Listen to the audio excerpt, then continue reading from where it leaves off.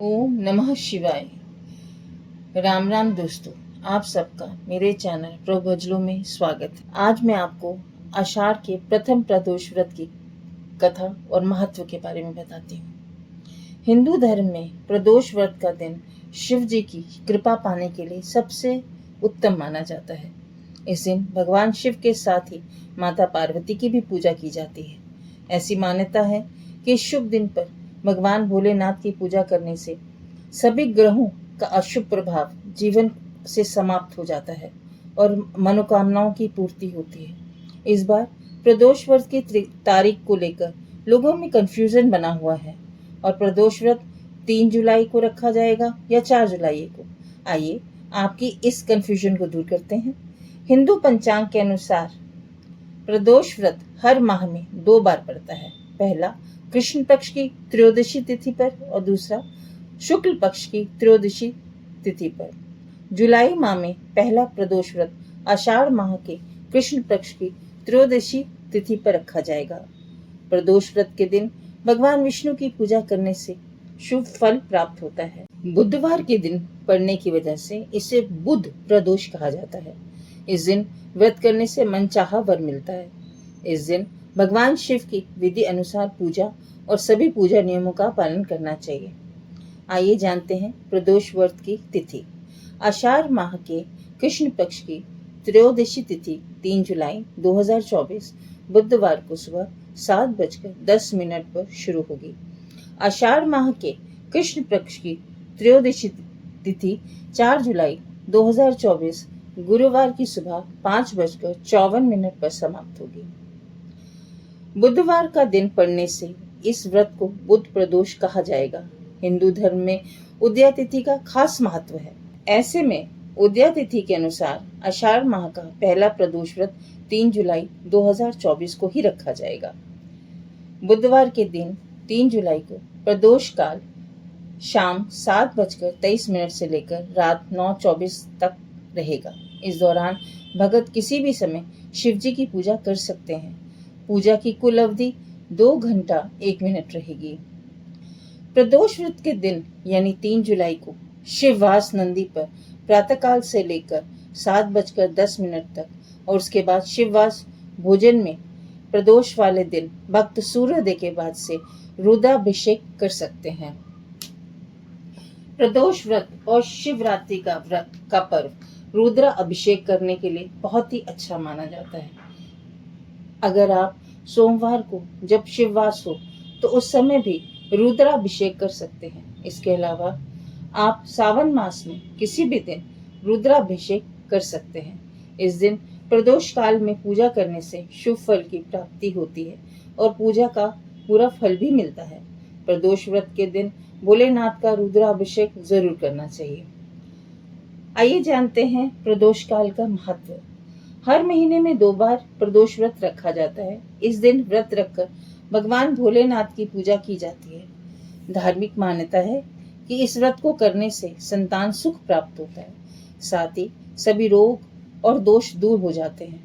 भगवान शिव कृपा से निर्धन व्यक्ति भी धनवान हो जाता है।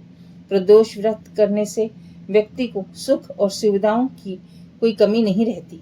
इसके अलावा प्रदोष व्रत करने से भक्तों को शिव जी की असीम कृपा बरसती है। पौराणिक मान्यता है कि प्रदोष व्रत करने से भोलेनाथ की कृपा से लोगों के दुख दर्द दूर हो जाते हैं और हर काम में सफलता प्राप्त होती है। आइए जानते हैं प्रदोष व्रत करने का सही तरीका। प्रदोष व्रत के दिन सुबह जल्दी उठकर स्नान कर लें।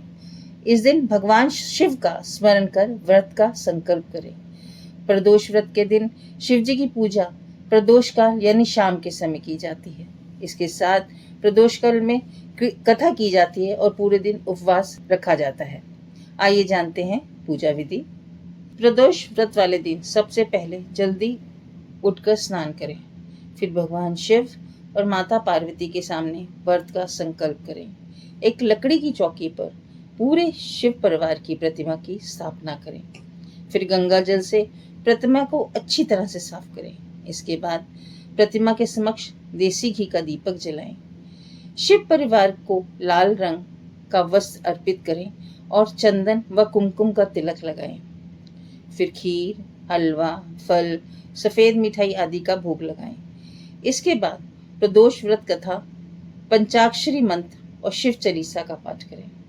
शाम के समय विधि विधान से पूजन करें, क्योंकि प्रदोष काल की पूजा ज्यादा लाभकारी मानी जाती है। व्रती सात्विक ही भोजन करें और अगले दिन व्रत का पारण प्रसाद से करें। आइए दोस्तों, अब जानते हैं कथा। स्कंद पुराण में वर्णित एक कथा के अनुसार प्राचीन काल में ब्राह्मणी अपने पुत्र को लेकर भिक्षा लेने जाती थी और संध्या को लौटती थी। एक दिन जब भिक्षा लेकर लौट रही थी तो उसे नदी किनारे एक सुंदर सा बालक दिखाई दिया। वह बालक विदर्भ देश का राजकुमार धर्मगुप्त था। शत्रु ने उसके पिता को मारकर उसका सारा राज्य हड़प कर लिया था और उसकी माता की भी मृत्यु हो गई थी। ब्राह्मणी ने उस बालक को अपना लिया, उसका पालन पोषण किया। कुछ समय बाद ब्राह्मणी दोनों बालकों के साथ देवयोग से देव मंदिर गई, जहां उनकी भेंट ऋषि शांडिल्य से हुई।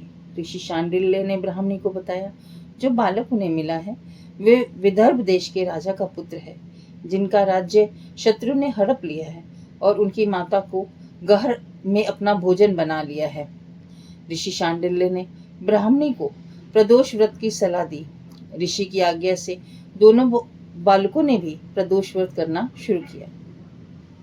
एक दिन दोनों बालक वन में घूम रहे थे, तभी उन्हें कुछ गंधर्व कन्याएं नजर आईं।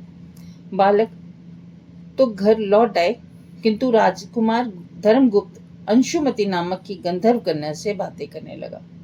गंधर्व कन्या और राजकुमार एक दूसरे पर मोहित हो गए।